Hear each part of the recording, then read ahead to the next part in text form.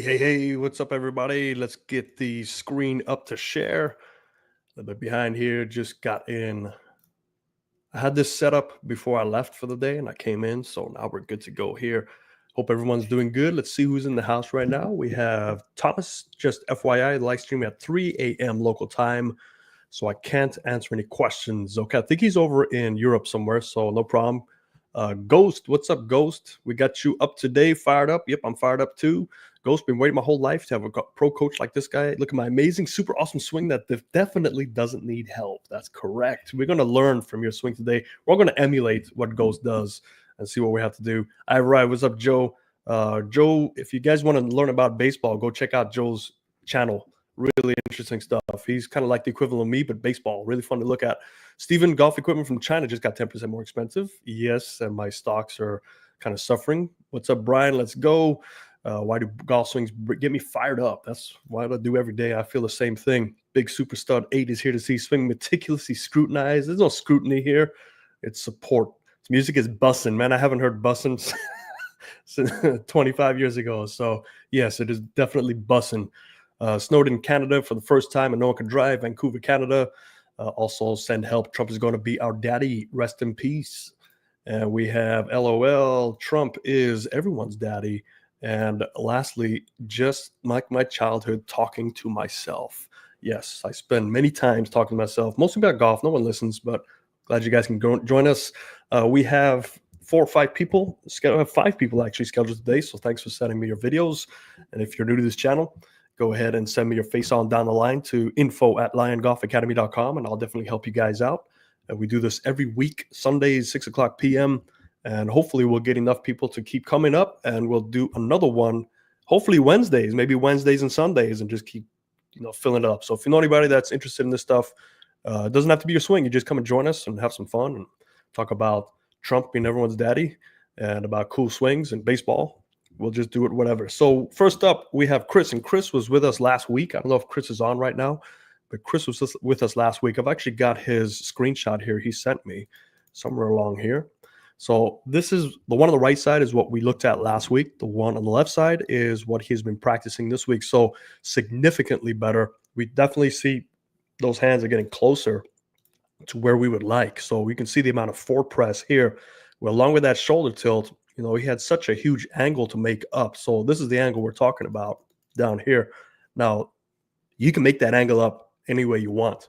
But the problem is his centeredness. If you look at where the red line is, I'm going to draw here, his centeredness was so in front of the golf ball that essentially, if you were to carry that same angle and keep your centeredness there, you dig straight in the ground. So we saw a lot of chicken wing because the hands would throw early. We saw a lot of sliding back and forth. So just looking at the setup change is definitely an improvement. We can see that the ball position hasn't really shifted much. But the big thing that did change was the arm position. So it's still forward pressed, but it is not so much forward press. So even though it probably feels like you're neutral, we still have this forward press action going. I still think it might be a little bit too much still. So you can kind of back away a little bit, but we'll take a look at your swing today and see what is going on with your swing. This is fun and also amazing, to be honest, not to blow smoke up your butt, but free golf swing breakdown by Dude Like Yourself Prices. I appreciate it, man. Like I said, I just want to give back to the golf community. So let's bring him up and see what we have to work with today. Let's break this down. All right, so hopefully you guys can see that clear enough. I don't want to get too close. All right, let's just watch the swing. So we see that forward press is gone. Okay, less sliding, still lots of shoulder tilt, little over rotation, sliding back. Okay, so we do see, obviously it's not going to change things right away, but kudos for getting that forward press out the way. But let's take a look at what happens. Let's draw the centeredness, golf ball straight up, and see right at impact what seems to be going on as we strike that ball. So the centeredness is still creeping forward of the golf ball. So even though you carry that forward press, when you lean forward of that forward press, you're still accentuating even more forward press. So your hands still have to let go to be able to get any sort of loft on the golf ball. Because if you were to keep that forward press and get your weight on the left side and swing down on it, you'll turn a pitching wedge to about a 7-iron, and you won't have much loft, and you're going to have some issues. So You might hit the ground as well. So this is also protecting your wrist. So a lot of this is caused by trying to get the ball back up in the air. So this was probably going to be the last thing to change, even though it's the first one you would like to change. Remember the hands and arms? If you saw my video a couple of days ago, hands and arms are the last thing to hit the golf ball. It's your last line of defense, and you don't want to change your hands and arms because they're doing what they're doing to give you any chance to hit the golf ball. So we got to change the body positioning so the hands don't react a certain way. That's the only way to change the body. So I still would like you to focus on the um, this position here. So less tilt and arms more down the center. So you want to slide forward press. So if you come back and you have the slide forward press, now look at that angle. You can definitely get the weight moving left. That means the center of your chest will be ahead of the golf ball. You can carry that angle correctly. Then you can work on rotation and release points. But if you have such a big angle, your release points are going to be thrown off. So that's number one. But let's just take a look at the down the line, because this might help us also see what is going on. And I believe from that face on, it looked like you're still getting kind of flat. So you might be losing some spine angle. So we got, hopefully these lines are big enough for you if you let me know.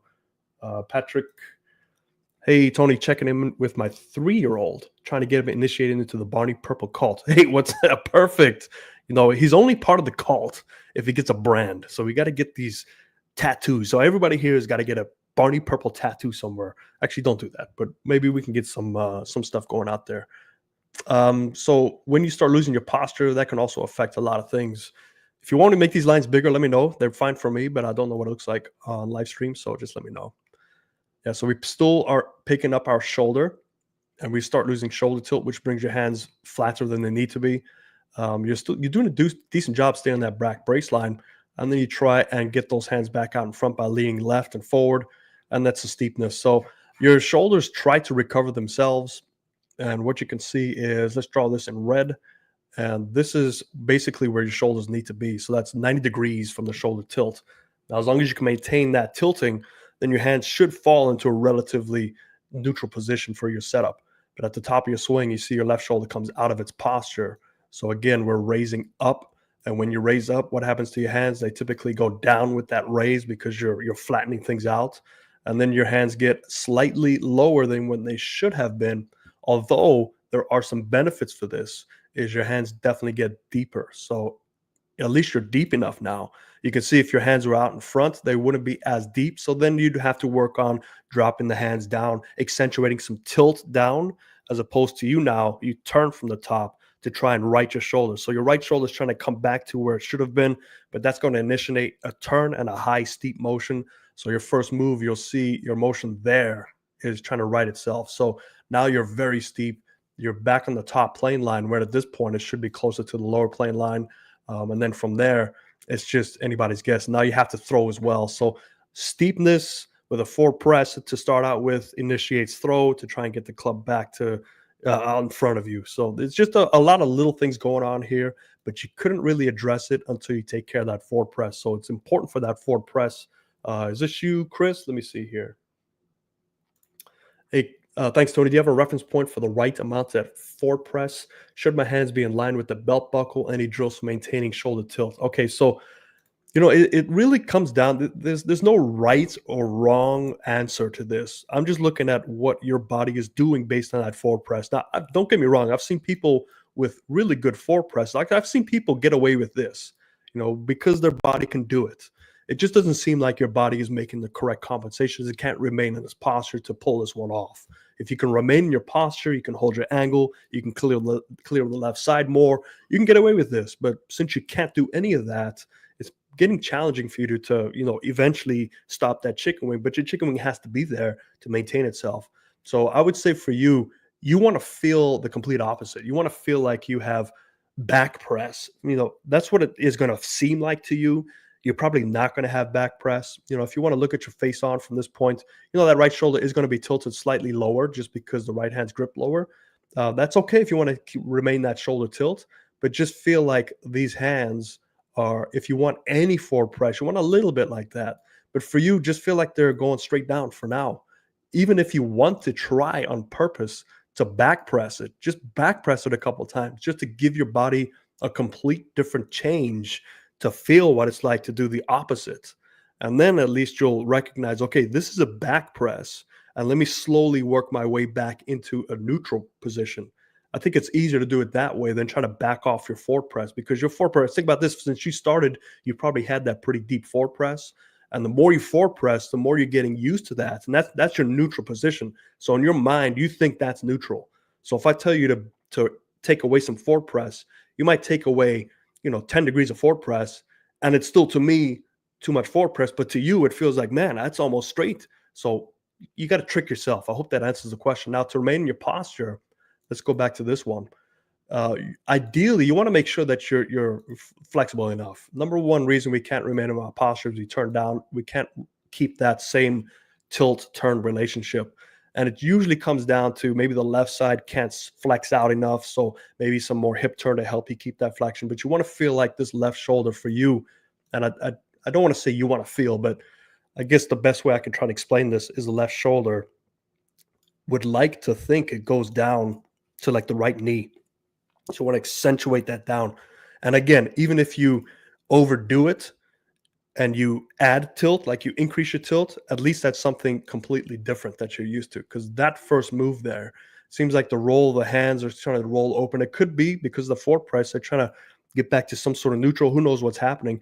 But you can look at the left shoulder, how it comes out of its posture, your head height raises.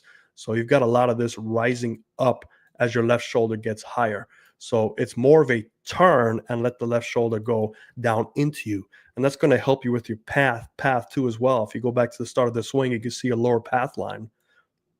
Ideally, for you, you want those hands to remain on that lower, they're already off the path there. So you want these hands to be more, at least down here, so you are turning and tilting, and that tilting is going to let those hands go on that path line longer, right until about midway point, and then they slowly go back up as your arms get to that secondary plane line.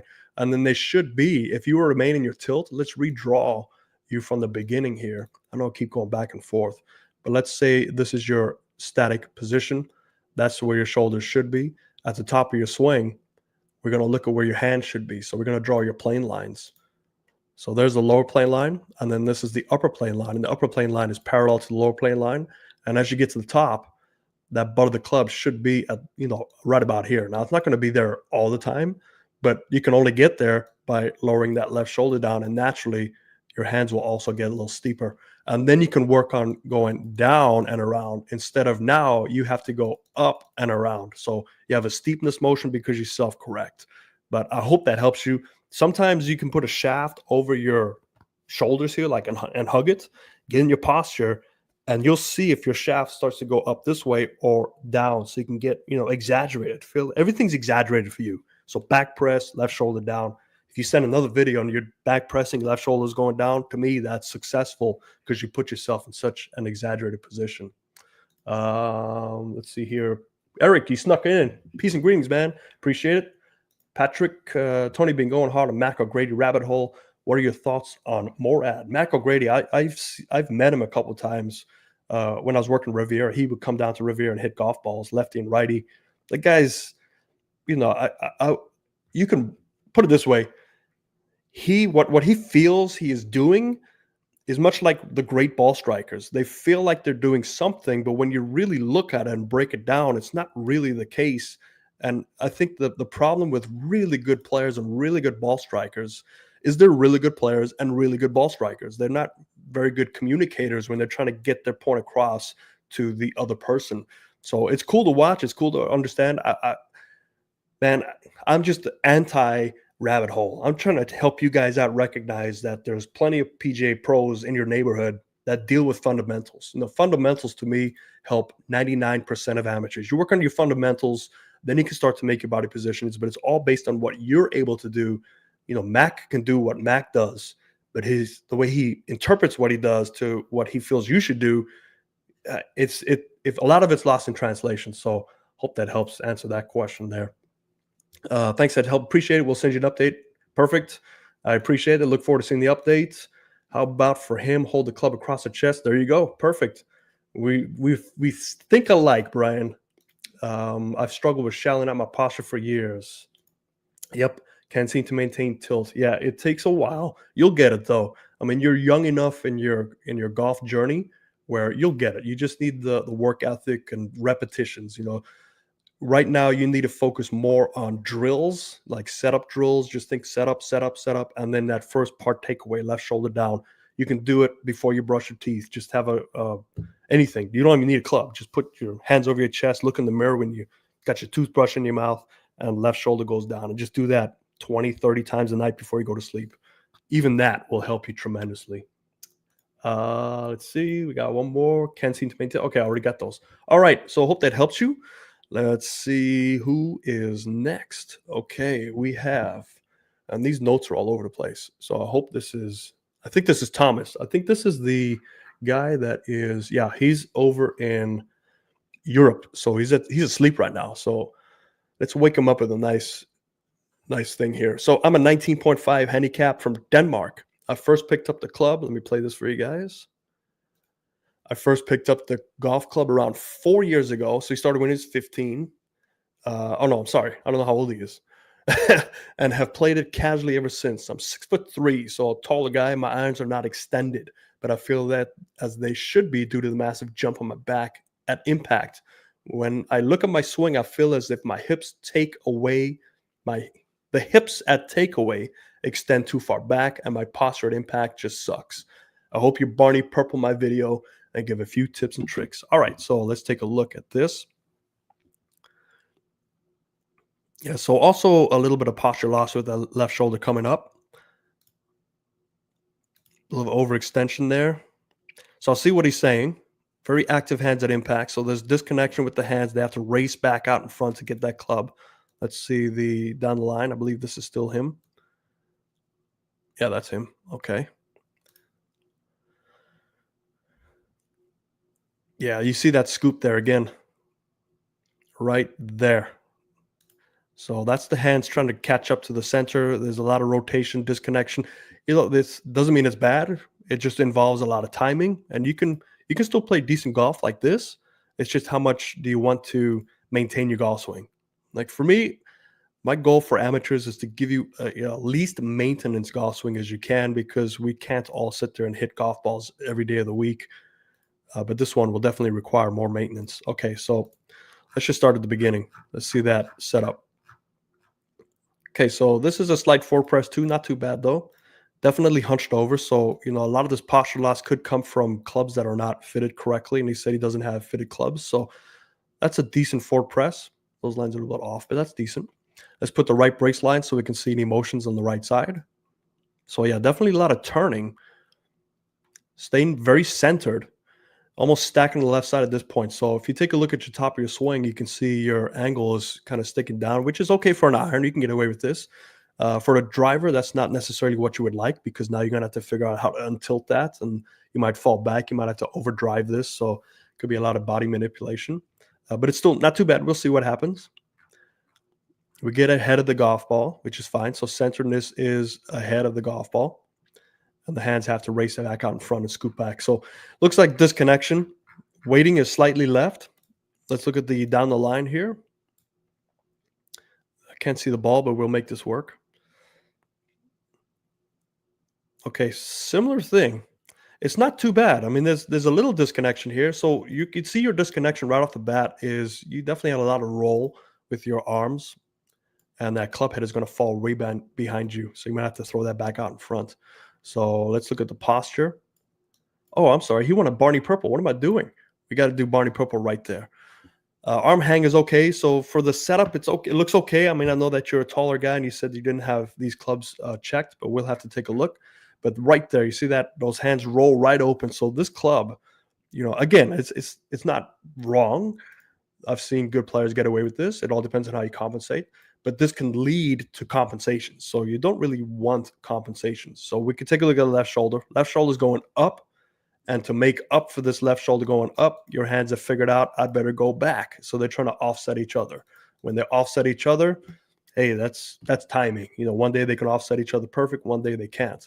So how do we recover from that? So we've opened up our hands. We've raised our shoulders. You do a pretty good job, though, of leveling out your shoulders, but they're still not quite to where they need to be. So now you have a left shoulder that's higher, which will, again, look at the left arm. It's very low as a result. So when you come out of your posture, now you're very flat. Now they hit a iron from a very flat position. It's going to be very challenging because you want to swing down. You want a steeper angle of attack with an iron. And if you flatten that angle of attack, you've got to make it up somewhere. So maybe this is why you throw your hands to try and swing down on the ball at some point. But as we come on down through, there it is. So now you get that club rolling with the turn. So similar to Chris, that loop is the other way around. And you get the club relatively good on plane, but does it fall below the plane? Yeah, it falls slightly below the plane. So you do a decent job. You can see where the club started back here, and you found a way to get it back out in front. But anytime you come from the inside, I mean, inside is very dangerous because I'd rather everybody have slightly steeper swings because it's a little bit easier to release. It's easier to move, but you definitely need to set up correctly for a steep swing. This setup it looks very challenging. You can see the rounded back, so your body is pushing up. You're trying to hold your upper body down. You get away with it. So there's a lot of things that I see. Your posture loss. You can see your spine is trying to go up, but you find a way to arch it back down, to swing down in it. There's just a lot of things going around. For your setup, I'm a big setup guy. So let's look at your setup from this angle and see if we're centered or not. See if I missed anybody. Tom, quick question. You promote going to your local PGA pros. I get worried that I'll get a method that is different as the many different methods on YouTube.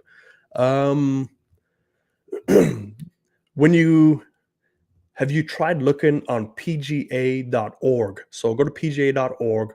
You can type in your zip code and you can see all the pros around you. You can get a little bit of an idea from them. You can go, some of them have websites. You want to go to a teaching pro. Now, doesn't mean the general manager who's a PGA pro can't teach. He's definitely qualified to teach, but that's not his main thing. Like, he's running the club. Head professional, same thing. Head professional runs the club. On the side, they teach. So you want to try and look for somebody that's just teaches there most of the time. You can get a better idea of any awards they've won. If just because they've won a PGA Section award, that doesn't really mean much. It's much like the Academy awards. They just gift each other awards. So you don't want to look for that. You want to look for outside awards like Growth of Game awards from another association, or like a U.S. Kids award. You know what I'm saying? Look for stuff that's outside of the PGA awards. Don't tell them I said that to you. But if you have issues finding anybody, if you get bombarded with a bunch of information, email me, info@liongolfacademy.com. I can look up these guys for you, and we can figure out what type of student you are. And, I might know some of these guys as well, and I can point you in the right direction. So hopefully that helps you, Tom. So let's go back to here. We can't see the ball position, but we can also look at, is he at least centered? So definitely a lot of bend forward. Arch of the heels, it's hard to tell where the arches is. Let's just pull it right in the middle. So it looks relatively steady. I'm not sure, what club is this? Doesn't say what club it is. So, I mean, the posture looks okay. Obviously, honestly, you are a taller person. You might be bending over to make that club work. But your shoulders do look slightly open. We can see, if I zoom in here, look at your left arm. You can see the left arm peeking through there. So shoulders are definitely open. So definitely work on your alignments. You want to make sure everything's lined up correctly. But your first part of the takeaway, you really want to keep that club as close to that lower plane as you can, and your hands too. So your hands do a pretty good job of at least staying on that lower plane line, but they get sucked back in as well. So this club head, ideally, if you can, close this gap up down over here. And that, again, is left shoulder down. And in order to close that gap up, you don't have to roll your hands right away. The more you roll your hands out, the more you release the pressure on your left side. And then you can over-rotate because you need that pressure to hold you in posture. Many people don't want that pressure or don't like that pressure, but that's the point that your body says, look, this is my capabilities of turning from this posture. This is it. This is all I can turn. And whenever you feel that pressure, that's where you stop. And that's where your hands need to kind of just stop. But the more you come out of your posture sooner, you try and stand. You do this. Everybody stand up at home. Just get in the posture and immediately let your lead shoulder come up. And then see how much more you can turn. And then try and get your left shoulder to stay down. And you'll feel the pressure. And you want that pressure. You're looking for that pressure. That's the elasticity of the muscles.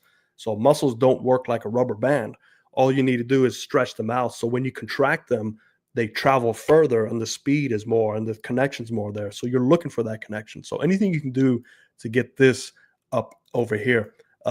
one of the drills I usually use is I give my students a ball, a basketball, any ball. You can put your thumbs out in front so you hold the ball. So you can see this person's, as he takes that club back, his thumbs will immediately roll over. And that's going to weaken that left side. It's going to give it, you can start to turn as much as you want. You want to feel like those thumbs are still going with your turn, because in order to do that, what does my left shoulder have to do? It has to stay down. But the moment I do this, it's going to pull me out of my posture. So that might help you out. Keep your thumbs on that big ball. You want them to be away from each other.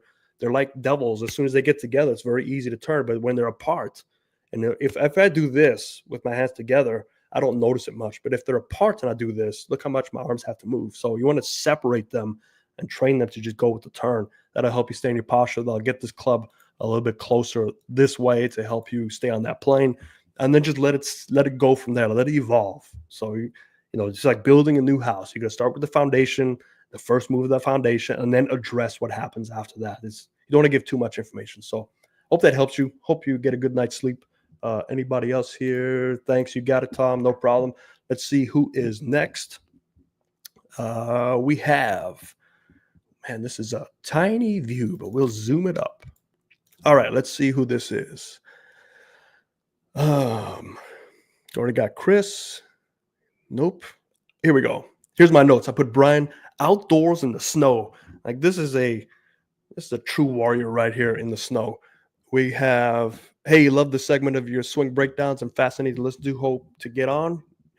Been on a swing journey for a few years now. Been working on not sliding and fixing early extension. Have also noticed that to strike the ball better with a slightly open stance. Not exactly sure what dynamics of my swing that allow for that, but would love an analysis to understand what's going on. All right, Brian, let's take a look. Let's see the swing. While I take a sip of my matcha.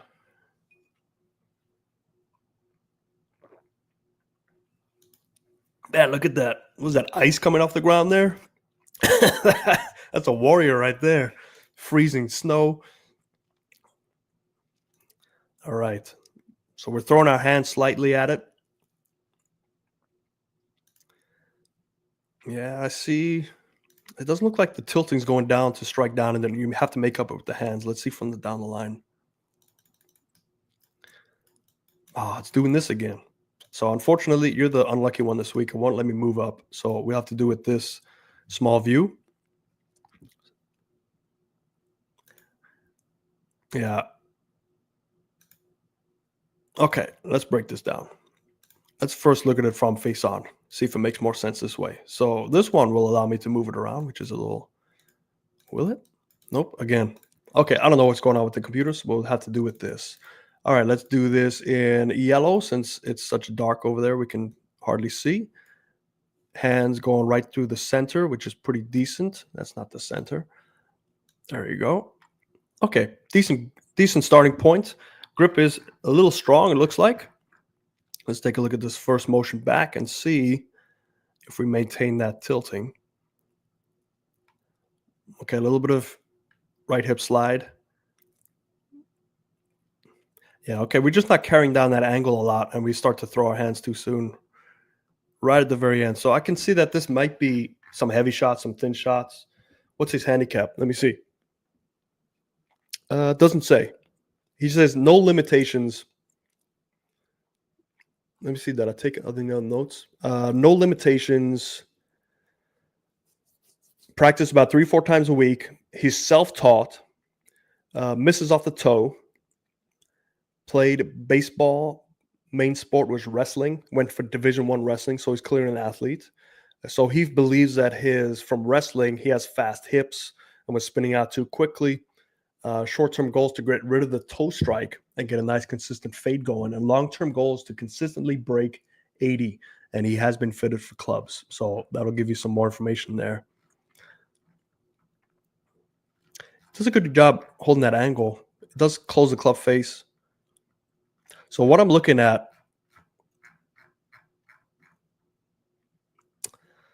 so if you look at this here, let me see if I can explain this without losing everybody. So you have a tilt here, and it's going to push your hands out in front. Now, the one issue with this is you take a look at the center where they meet. It's not quite left of the golf ball. This would work if his center of his chest was about here, because then he doesn't have to throw it that last second. So do you say to this person, "Hey, we need more lateral slide as you hit the golf ball"? It could be the case. It could be one of these swings where, because he's self-taught, and this is one of those things where if you're so deep into a self-taught swing, if you start changing fundamentals, your whole swing will fall apart because your whole swing relies on your fundamentals. Your swing has your own fundamentals that you've strayed away from. So if you constantly set up open, that's your fundamental setup. Your swing's going to align to that, and you either compensate for that fundamental setup by having a loop to hit it straight, or you just play the fade. Now, if you wanted to turn it into a draw, we're going to have to change your whole fundamentals, and you're going to be on another journey where it could ruin your game for quite some time.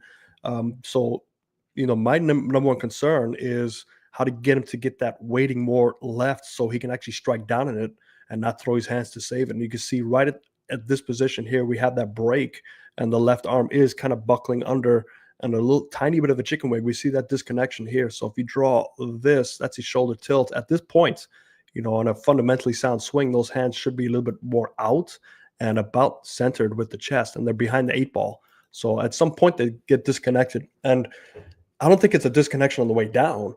Remember that when you release your hands, that slows down your hand speed. So if you release it too soon, your hand speeds are going to slow down relative to your turn.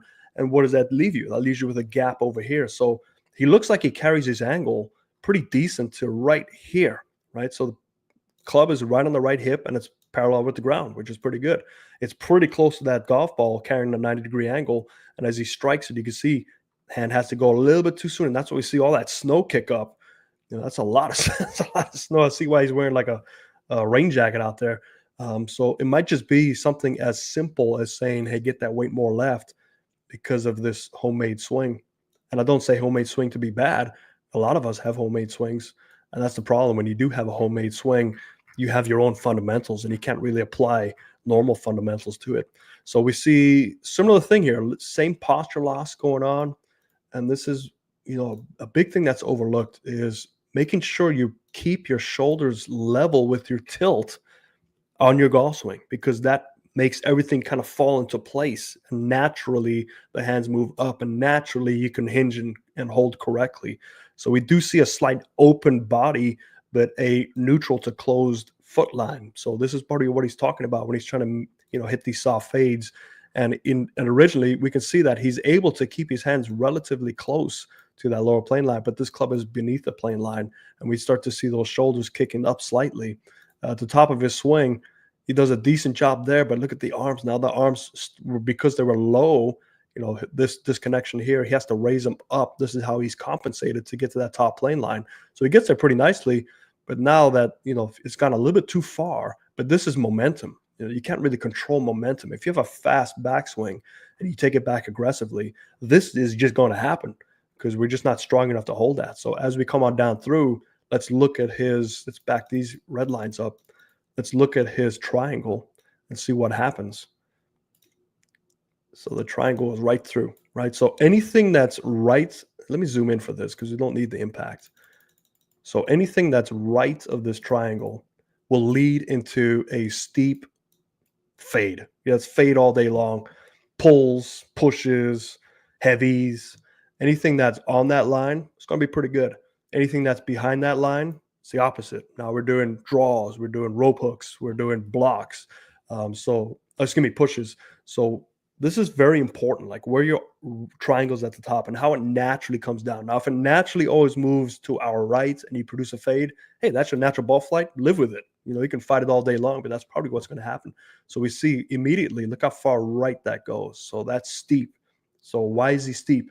So he's steep maybe because your arms went too far back and the first move is turning and not as much tilting. Now, tilting will get your arms to go down and turning will get your arms to go this way. So it's a combination of both tilting and turning, depending on how much you've separated your hands from the core. Now, from this point, he's kind of dead. I mean, I shouldn't say dead, but he's dead for what he's looking for because he's very steep at this point. Now, let's see how he makes up for it. At this point, he's going to be steep and he doesn't really get to that bottom plane line. Now, is that an issue? Not necessarily, but for what he's after, it could be some issues. So this one's a tough one again, because if you have a homemade swing that you've ingrained for so long, there's nothing really I feel comfortable giving you, because I'll just make your swing worse. I'll tell you to set up differently, and it'll make your swing worse. So you have to go have a conversation with a golf coach near you about this. And it's a decision you have to make. Like, how much time do you want to invest in your swing to reach those goals? And if your goals are attainable by working on course management, working on decisions you make on the course, working on short game, can you attain breaking 80 routinely by increasing those areas? Then, yeah, then focus your time on that. You know, this looks like a productive swing. It looks like a swing that's like most of ours, that is going to have misses both left and right. But yeah, so let me pull up Robert Rock. Let's pull up Ernie, actually, because I want to show you what you guys need to try and look for. All right, so top of the swing, and Ernie was really good at this, which is why he was one of the better ball strikers. So you take a look, we do the triangle check on Ernie. We take a look at where that center point is. Straight through. Watch his hands.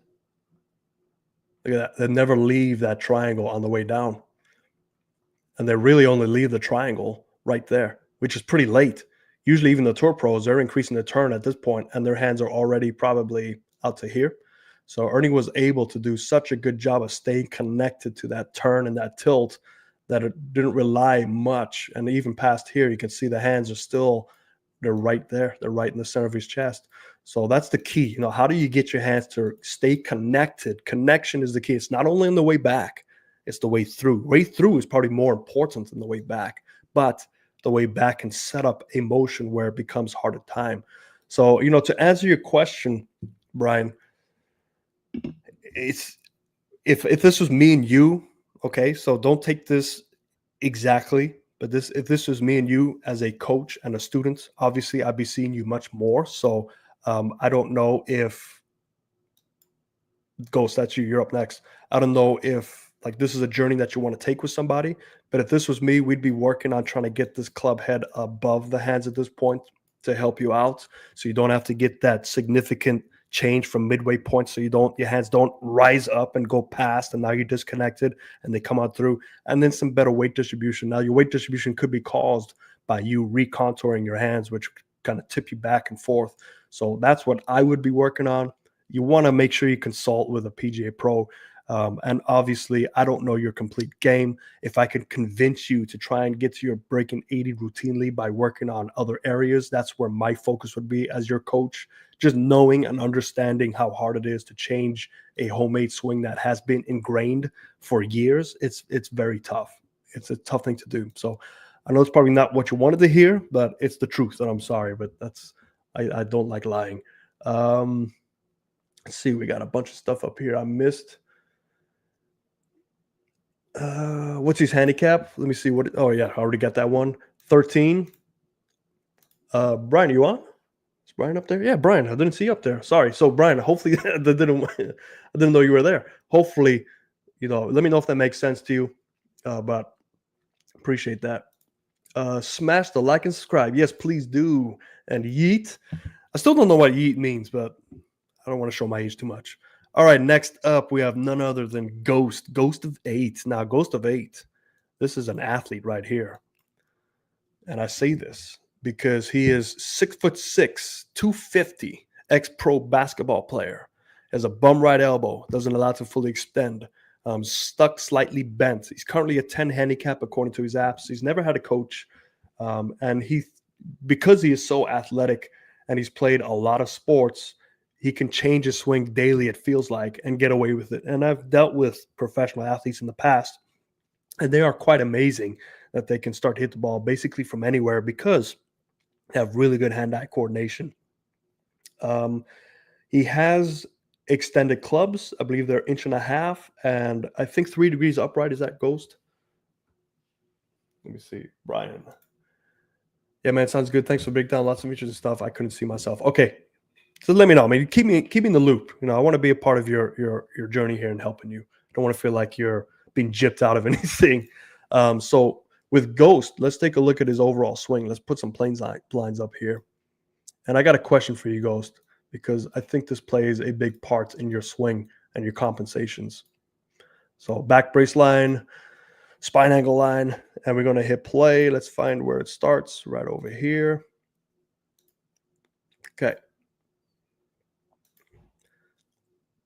So for a big 6'6" guy, 250, it's a pretty simple swing in terms of length. I've seen 6'6" guys take that club way back. I do see some posture issues, some centeredness issues, and this obviously comes from your height. Now, I've got a question for you guys. If you know, like, what is your ratio between the torso, upper body, and the lower body? Is it 50-50? It looks like you have longer legs, which really throws off things for a golfer. So I'm talking about from this area down, because if you draw a line here, I'm not sure if this is the camera since she's so tall, it might throw things off. But if you look at the height versus the upper body height, it's typically we're taller from the torso. We're about 52, 53% and 47, 48% lower body. It looks like it's the reverse way around. So if you know that, let me know. If you haven't thought about it, never mind. But the reason I say that, the longer the legs you have, the shorter your plane becomes, because your ratio of your arms don't match up and you have a pretty tight plane. So even with your extended clubs, look how tight your plane is. So if we draw their plane again, and then your upper plane, that's a pretty tight plane. Typically, it's a little bit wider than that. 50-50, my legs aren't that long. Okay. So you have a pretty tight plane. So I don't know if these clubs are long enough, quite honestly. So we have to figure that out, or maybe your lie angle too. Is your driver bent? Because those are tough to bend. Let me know if you can let me know that too. But let's take a look at this first move back. So we know this is a very toe base swing, right? So club goes below the plane. And how do we know it's toe base? Because if we take a look at where that club shaft intersects and then also arches of the heel, so we're going to split the difference right about there. We can see that the most of the weight is sitting over here. Look at where they meet. It's ahead of the golf ball. Now, when you have a toe-based swing, naturally you have a steeper swing. When you are taller, naturally you have a steeper swing. And I say that because if you take a look at your swing arc, it's not naturally steep. It's actually naturally flat. So to compensate, to get your hands to that flatter line, what have you done? You've raised your left shoulder to allow your hands to go with that left shoulder raise. So you flatten out your shoulders. Just like Chris and the other gentleman, we see that flattening out to get that lower plane line.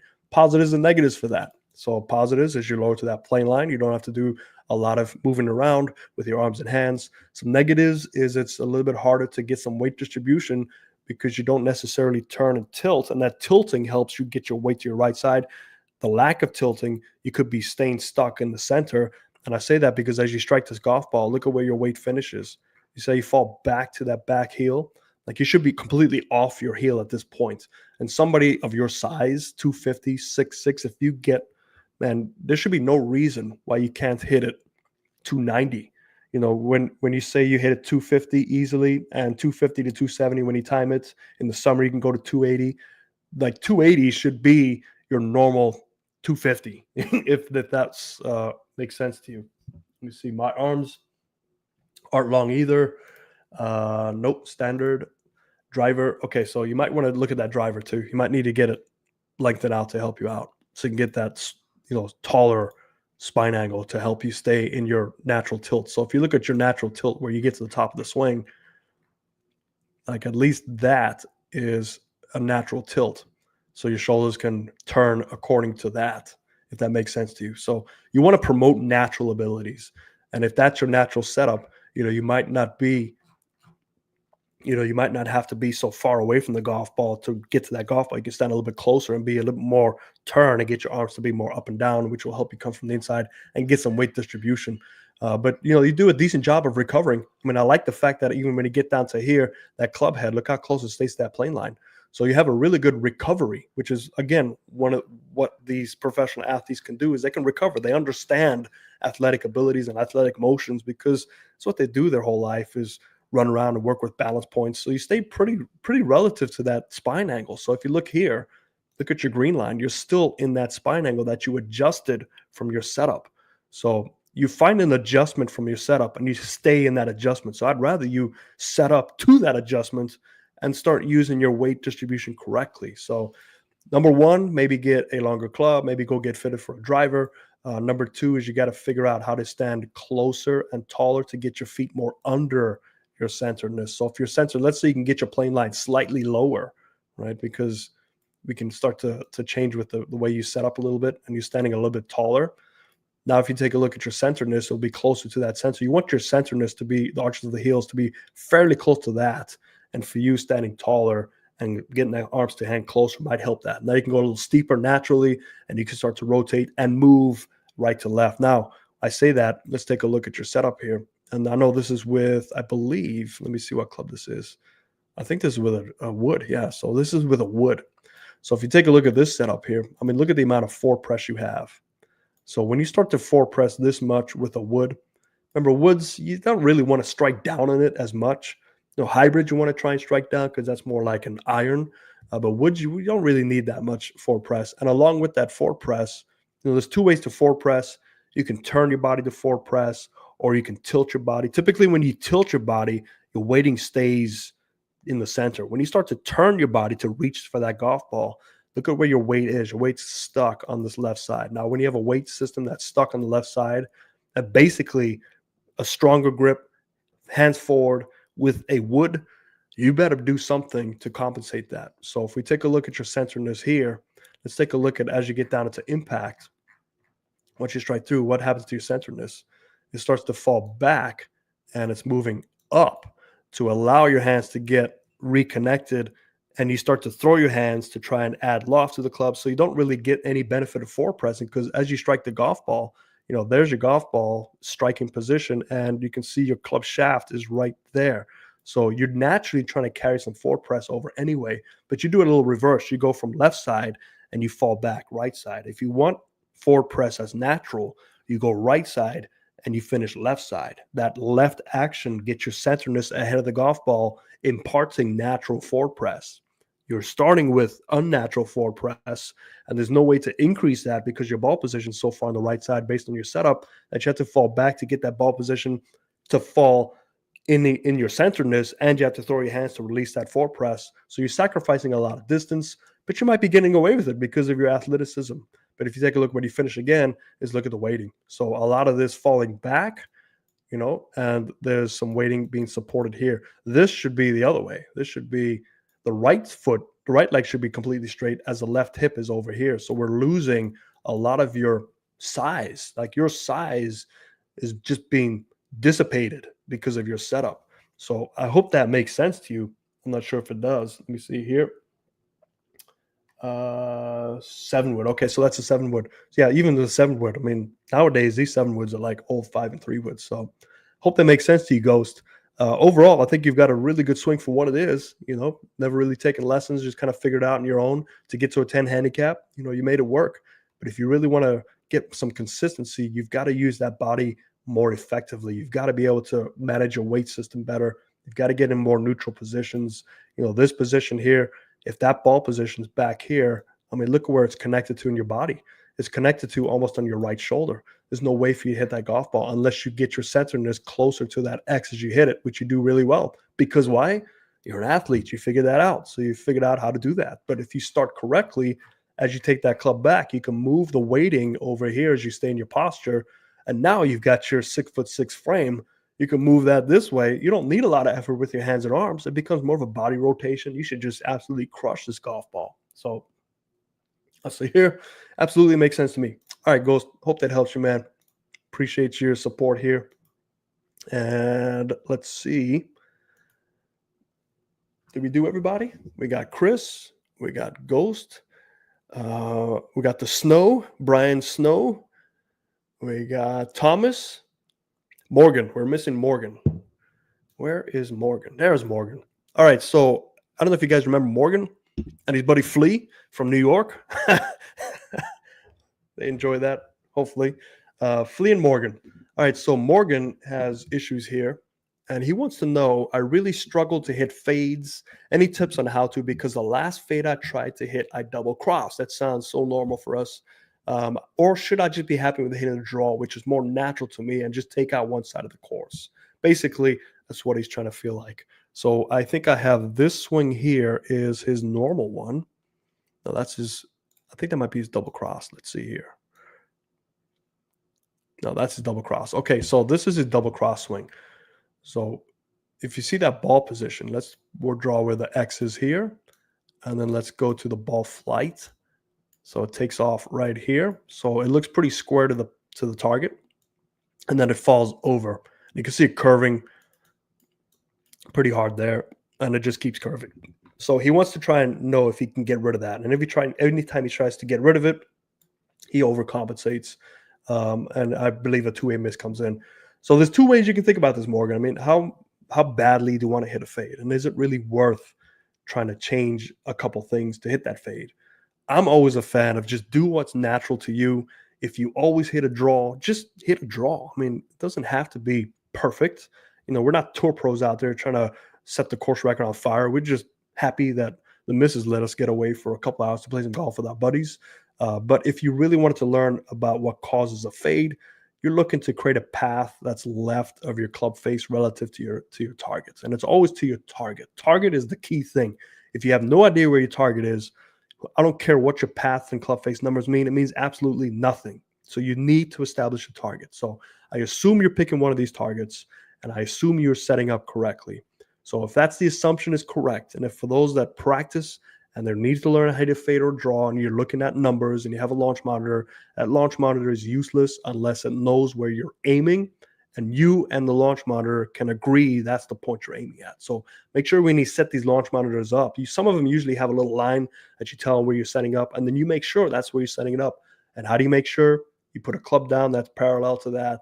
You make sure that you're getting your posture correctly. You make sure check your ball position so you know, hey, I'm aiming to where I want. Remember, these two are vanishing points, so they don't really aim, they don't really align to the same target. They're always going to be slightly right. So your club face is slightly right of where your feet are pointing. They never meet unless you want to hit it to China. So we know that this ball, as he strikes it, it takes off relatively square to his target. We can see there. So it's going to zoom off in this direction. So to me, that's a pretty decent starting point. So we know that at impact, where was his club face? His club face was square to his path. Now, because the club face sends the initial direction. Now, curvature, think about it this way. If the ball moves left, your path is right of the club face. If your ball moves right, your path is left of the club face. It works opposite. So now if we just, without looking at TrackMan, we can come to the conclusion, basically you have a fairly square club face at impact, but your path is right. Now, how big that ball moves is the bigger dispersion. So if you have a path that's 30 degrees right, that ball is rope hooking and killing somebody. If it's 1 degree right, okay, it's a nice, subtle, soft draw, depending on the wind. So you can kind of figure that out from there. Now, you have to look at how do you swing more right of your club face relative to the path. I don't know. It could be your grip too. I mean, your grip could also adjust the club face at impact. So it's not necessarily a path. It could also be the grip relationship. So you need both numbers to figure out which one to fix.